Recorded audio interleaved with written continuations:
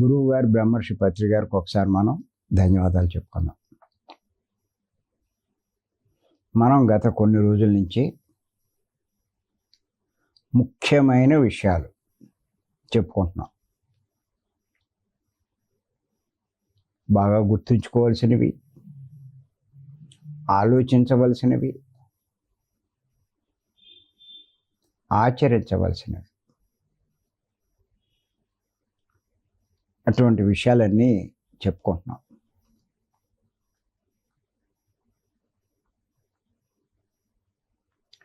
ఈరోజు ఉపమానం, అదే ముఖ్యమైన విషయం రాసుకొని చెప్తాను.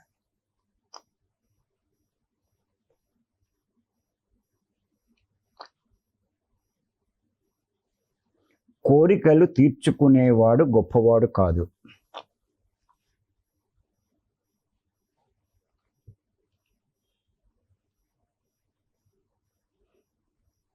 కోరికలు అదుపు చేసుకున్నవాడే గొప్పవాడు.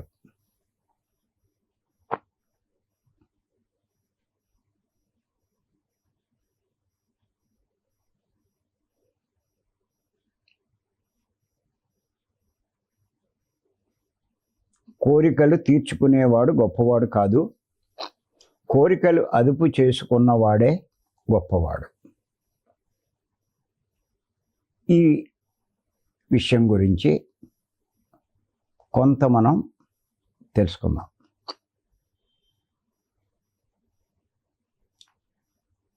ఇంచేతంటే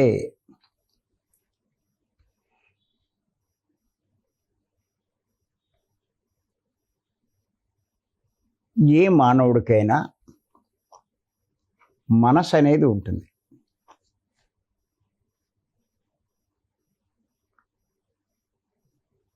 మనసు అనేది ఉంటే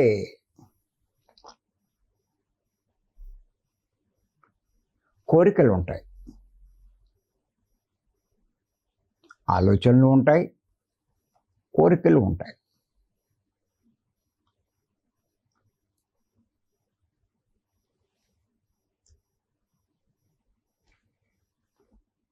ఈ కోరికలు ఎలా ఉంటాయంటే, ఒక కోరిక తీర్చుకున్నా వెంటనే ఇంకో కోరిక పడుతుంది. ఆ కోరిక తీర్చుకుంటే ఇంకో కోరిక పడుతుంది.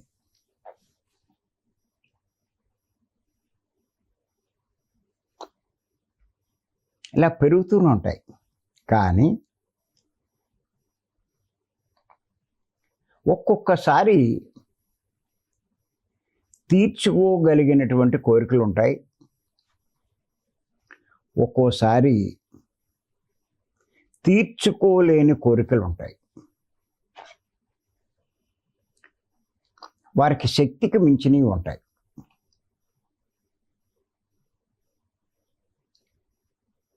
ఆ తీర్చుకోలేని కోరికలు ఉన్నప్పుడు, అవి తీర్చుకోలేనప్పుడు వాళ్ళు ఎంతో దుఃఖానికి లోనవుతారు, అశాంతికి గురవుతారు.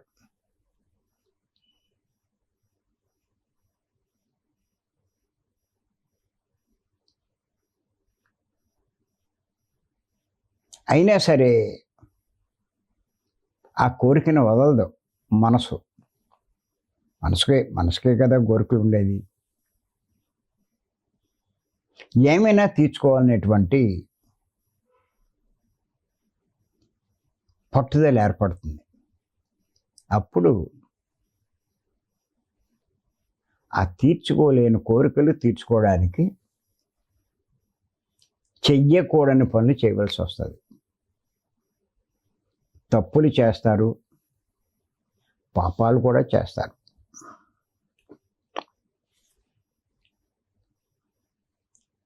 దానివల్ల చివరికి జీవితంలో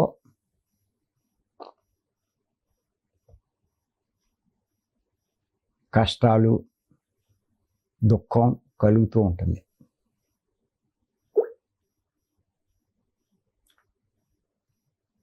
అలాగే ఈ కోరికల వల్ల కుటుంబంలో కూడా గొడవలు జరుగుతూ ఉంటాయి. కుటుంబ కలహాలు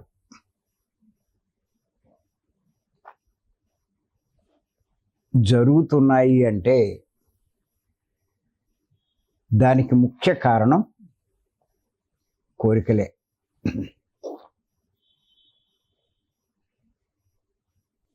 భర్త తీర్చకపోతే అక్కడ గొడవే. అలాగే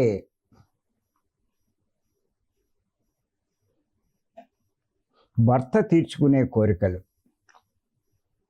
భార్య అడ్డు చెప్తే అక్కడ గొడవే.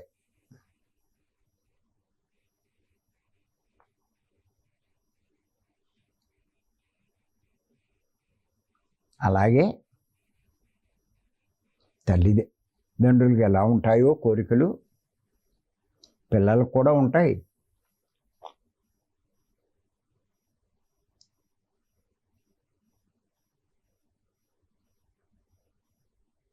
మొదట్లో ఆ పిల్లల మీద ప్రేమతో, ఇష్టంతో, అనురాగంతో వాళ్ళు అడగకపోయినా వాళ్ళకి ఎన్నో సమకూరుస్తూ ఉంటారు. అది అలవాటై వాళ్ళు ఏం చేస్తారంటే రకరకాలు కోరుతూ ఉంటారు. తీరుస్తున్నారు కదా అని ఎదిగే కొద్దీ రకరకాల కోరికలు కోరుతారు.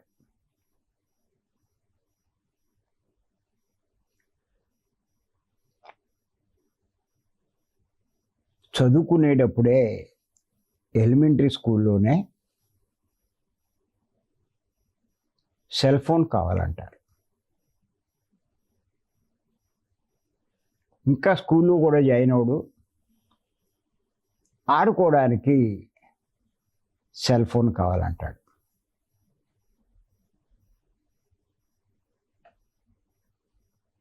కాదంటే గొడవే.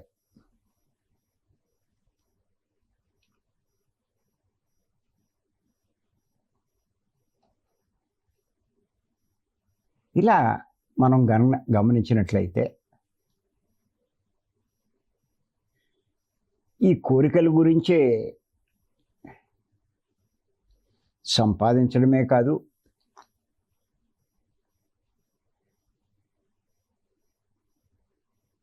అధర్మంగా కూడా వ్యవహరిస్తారు. ఇంచేతంటే ధర్మంగా సంపాదిస్తే వీళ్ళకున్న కోరికలు నెరవేర్చుకోలేరు.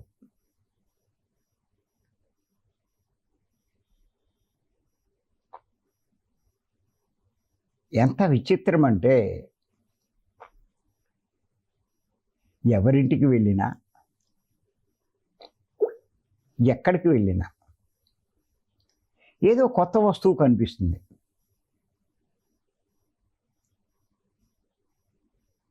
కొత్త వస్తువు కానీ, చీరలు, బట్టలు కానీ, వస్తువులు కానీ అక్కడ కనిపిస్తూ ఉంటాయి.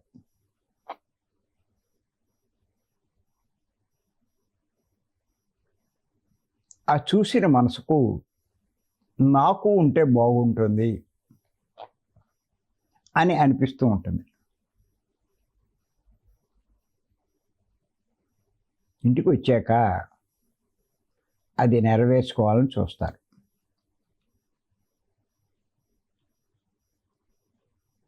సరే, అది నెరవేర్చుకుంటారు అనుకుందాం. తర్వాత ఇంకో ఇంటికి వెళ్ళినప్పుడు అక్కడ ఇంకో వస్తువు కనిపిస్తుంది. అది నెరవేర్చుకున్నారు అనుకుందాం. ఇంకో ఇంటికి వెళ్ళినప్పుడు ఇంకోటి కనిపిస్తుంది.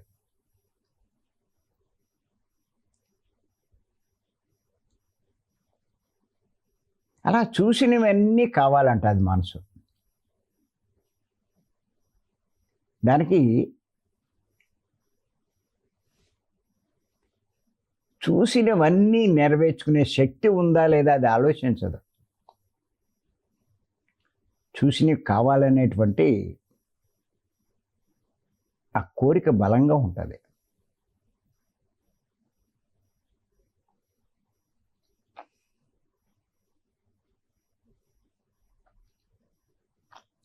అంచేత ఇక్కడ ఏమిటి అంటే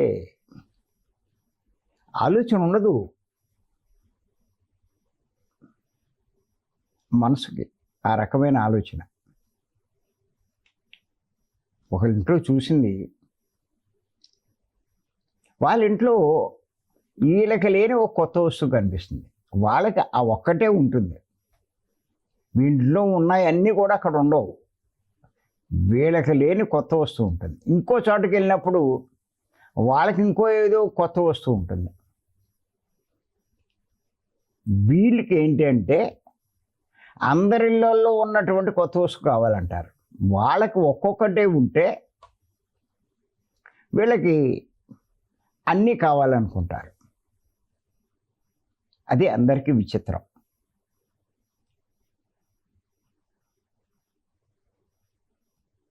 అంచేత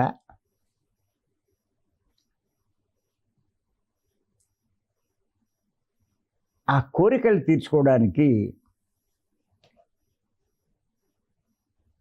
చివరికి అధర్మంగా ప్రవర్తించడం,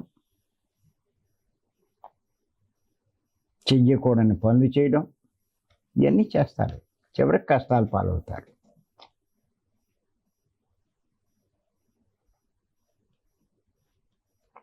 అంచేత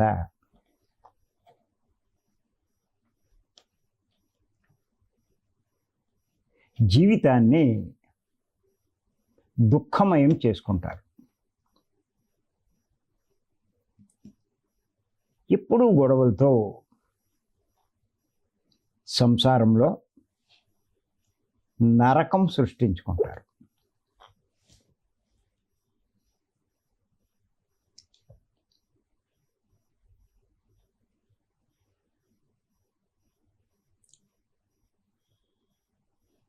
ఆ పరిస్థితి ఎందుకు వచ్చింది అంటే కోరికల వల్లే. మనం కోరికల వల్ల నష్టాలు అనే పుస్తకం రాశాం.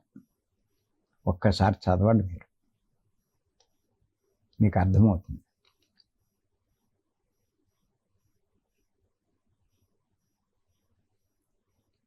ఇంచేత తెలుసుకోండి.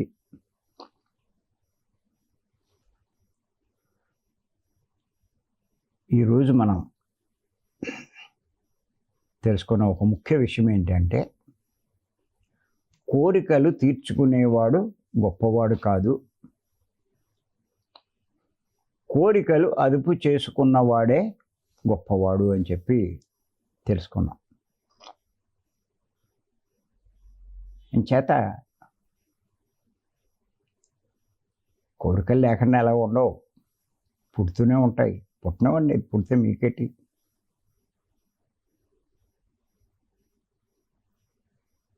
దాన్ని అదుపు చేసుకోవాలి. వాడు గొప్పవాడు.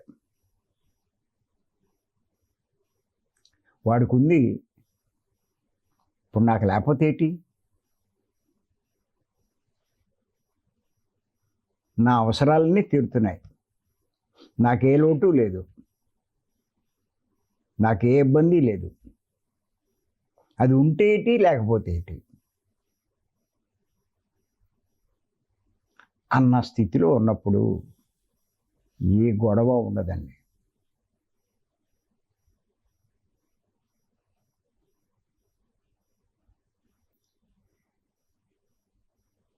ఇది ఎందుకు మనం గుర్తుంచుకోవాలి అంటే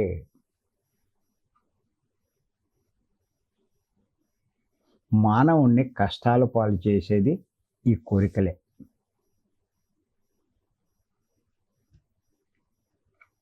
పోలే చచ్చి చెడి ఒక కోరిక తీర్చుకున్నారు. అక్కడితో తృప్తి పడతారా? తృప్తి పడరు. అది అయిపోయాక మళ్ళీ ఇంకోటి అంటారు. సైకిల్ లేనివాడు సైకిల్ ఉంటే బాగుంటుంది అనుకుంటాడు. సరే, కింద మీద పడి మొత్తం మీద సైకిల్ సంపాదించుకున్నాడు. కొన్నాళ్ళకి మళ్ళా బైక్ ఉంటే బాగుంటుంది అనే కోరిక పడుతుంది. మళ్ళా దాన్ని కింద మీద పెట్టి మొత్తం మీద అది సమకూర్చుకున్నాడు. అక్కడితో ఊరుకుంటాడా? మళ్ళా కారు అంటాడు.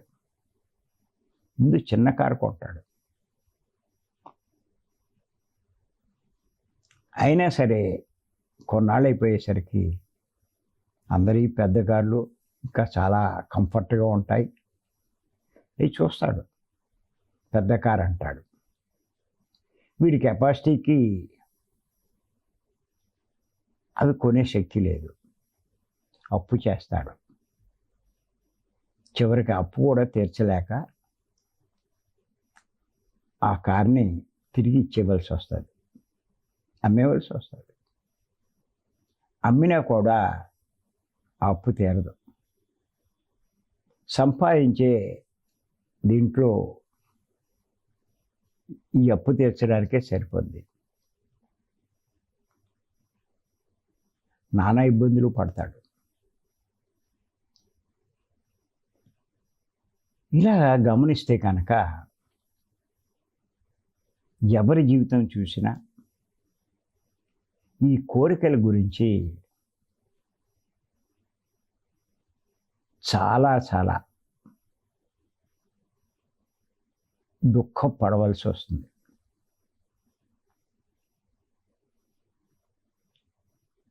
చేత కోరికలు లేకుండా ఎవరు ఉండరు.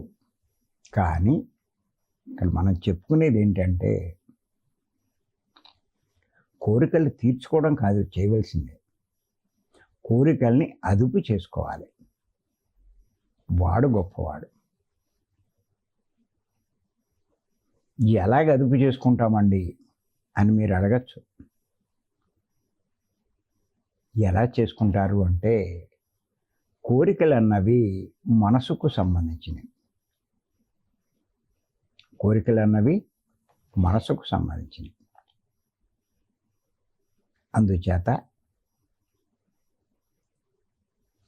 ఈ మనసును ఎవరైతే అదుపు చేసుకుంటారో, వాళ్ళ అదుపులో ఉంచుకుంటారో, కోరికలు కూడా వాళ్ళ అదుపులో ఉంటాయి.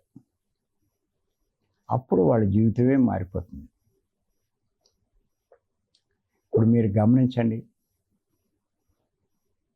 మన వాళ్ళల్లో ఈ జూమ్లో కానీ భీమవరం వచ్చేవాళ్ళు కానీ చాలామంది తీవ్ర సాధన చేయడం వల్ల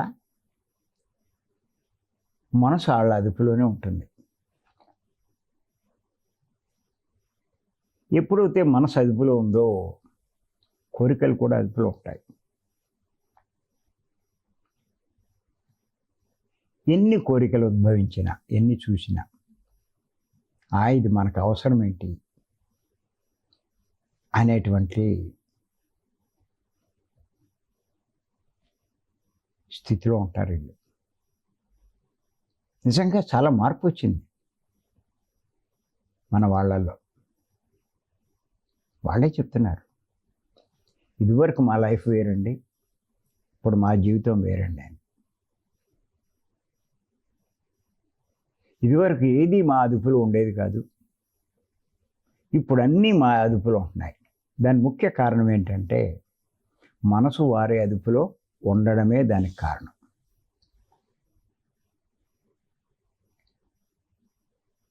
వాళ్ళ ఖర్చులు కూడా చాలా తగ్గిపోయినాయి.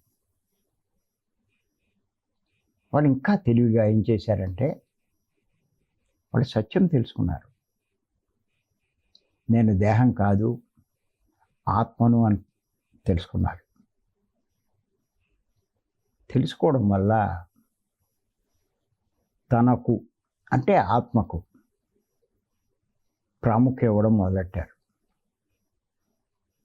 అంచేత ఏ పని చేసినా ఆత్మకు లాభం కలిగించే పనులే చేస్తున్నారు వీళ్ళు. నిజంగా అలా చేయడం వల్ల ప్రకృతిలో వీళ్ళకి ఎంతో లాభం కలుగుతుంది.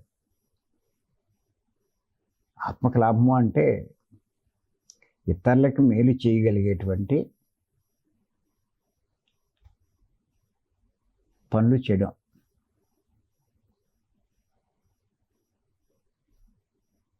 ఎవరి స్థాయిలో వాళ్ళు ఆ రకంగా చేస్తున్నారు.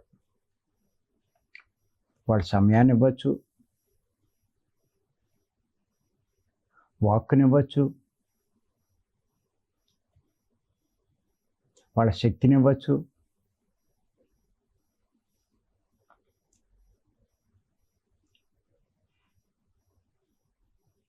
వాళ్ళ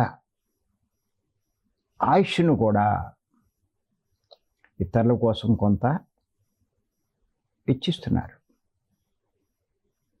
ఏది అలా ఇస్తూ ఉంటారో వాళ్ళకి తెలియకుండానే తిరిగి వస్తూ ఉంటుంది. అలా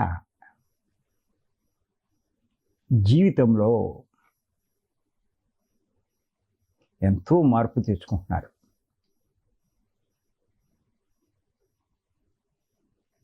ఇటువంటి మార్పులు రావడం వల్ల దుఃఖం ఉండదు.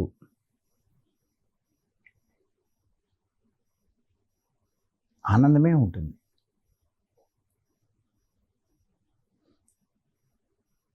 కోరికలు ఉండవు. కోరికలు ఉన్న ప్రాముఖ్యం ఇవ్వరు.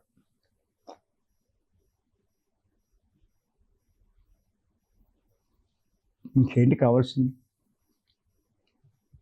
ఉన్నదాంతో తృప్తిగా ఉంటారు.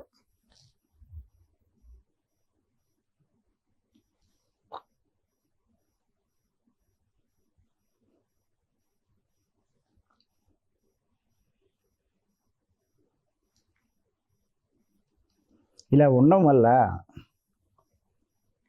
జీవితంలో ఎంతో మార్పు వస్తుంది.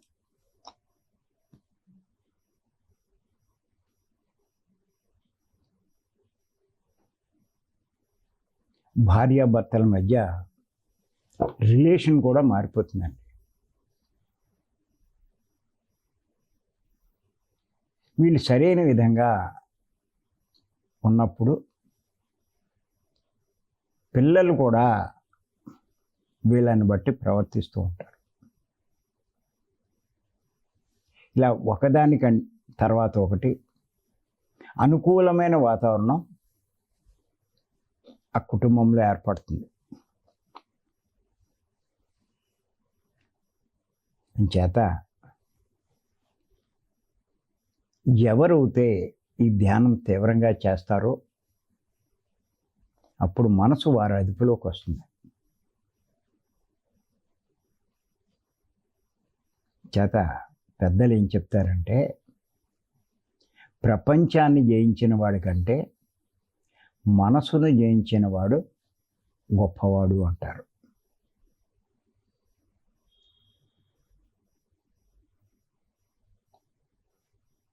మరి ఇప్పుడు ఈ శ్వాస మీద ధ్యాస ధ్యానం వల్ల మనసు ఎలా అదుపులోకి వస్తుంది? మీ శ్వాస మీద ధ్యాస ప్రారంభించిన మొదట్లోనే కొత్తలోనే మీ మనసు మీ అదుపులోకి వచ్చేస్తుందండి.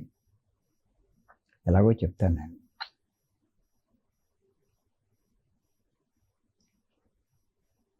కళ్ళు మూసుకుంటారు మీరు. కళ్ళు మూసుకున్నప్పుడు రకరకాల ఆలోచనలు వస్తాయి, గతం గురించి, భవిష్యత్తు గురించి. వాటిని కట్ చేసి మళ్ళీ శ్వాస మీద ధ్యాస పెడతారు.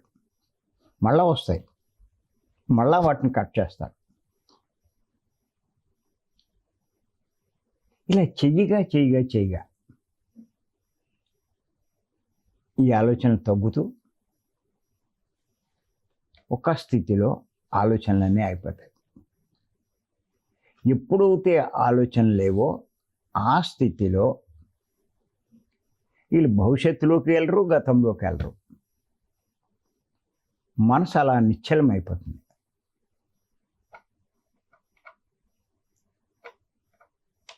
అంటే మనసు వీడి అదుపులోకి వచ్చినట్లు లెక్క. అంతకుముందు కట్ చేసి శ్వాస మీద పెడితే పారిపోయేది, మళ్ళా కట్ చేసినా మళ్ళా పారిపోయేది. వీళ్ళ అదుపులో ఉండేది కాదు. అదుపులో లేని మనసును అదుపులో ఉంచుకోవడమే శ్వాస మీద ధ్యానం అండి. ఏదో అనుకుంటారు చాలామంది, ఏముంది ఏమొచ్చింది అనుకుంటారు. కానీ గుర్తెట్టుకోండి, మొట్టమొదటి లాభం ఏంటంటే మనసు అదుపులోకి రావడం అండి. ఇంతకన్నా లాభం ఏం కావాలి చెప్పండి? మీరు ఎక్కడికైనా క్లాసులకు వెళ్ళినప్పుడు ఈ పాయింట్ చెప్పండి, బాగా ఎక్కుతుంది వాళ్ళకి.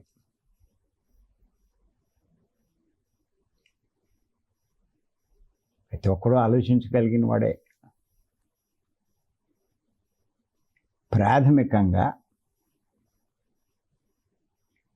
వాళ్ళకి కావాల్సినవి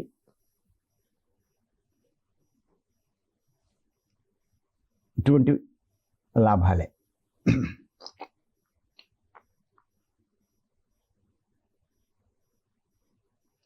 ఈ శ్వాస మీద ధ్యాస తప్ప ఇంకే ధ్యానం చేసినా మనసు అదుపులో ఉండదండి. అది కూడా వాళ్ళకి అర్థమవుతుంది.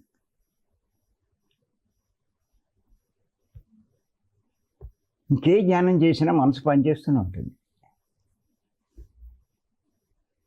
అదుపు ఎలా ఉంటుంది? మనసు పని చేయని స్థితికి మీరు చేరుకున్నప్పుడే మనసు మీ అదుపులోకి వచ్చినట్టు. మీరు అలా కొన్ని రోజుల పాటు, నెలల పాటు, గంటలు అలా కూర్చోగలిగితే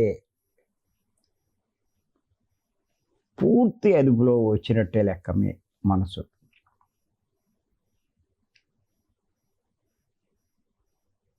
వాడు దేన్నైనా అదుపు చేసుకుంటాడు.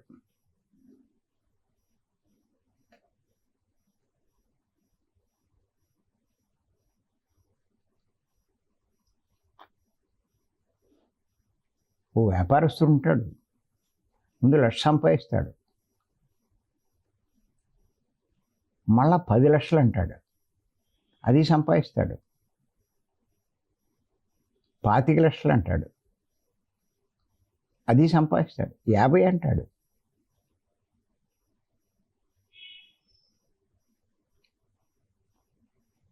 తర్వాత ఇంత చేస్తే ఇంత వచ్చింది కదా అని ఇంకొక 50 లక్షలు అప్పు చేసి ఇంకో కొత్తదో లేకపోతే దాన్ని పెంచడమో చేస్తాడు. అది చేసిన తర్వాత మొత్తం పోతుంది, ఏడుస్తూ కూర్చుంటాడు.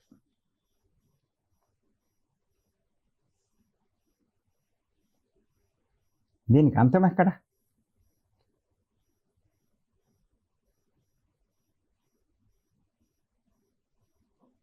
చేత ఏంటంటే, ఎవరైతే ఈ శ్వాస మీద ధ్యాస తీవ్రంగా చేస్తారో వారు మనసును అదుపులో ఉంచుకుని కోరికలను కూడా అదుపులో ఉంచుకోగలుగుతాడు. కోరికల అదుపులో ఉన్నవాడి జీవితం పూర్తిగా మారిపోతుందండి. అంతకన్నా కావాల్సింది ఏమీ లేదు. అక్కర్లేని చెత్త కోరికలు కోరే జీవితాన్ని దుఃఖమయం చేసుకుంటున్నారు, అస్తవ్యస్తం చేసుకుంటున్నారు, కుటుంబంలో గొడవలు పడుతున్నారు. అది అంచేత ఈ అవకాశం ఇచ్చిన మీ అందరికీ ధన్యవాదాలు. Thank you.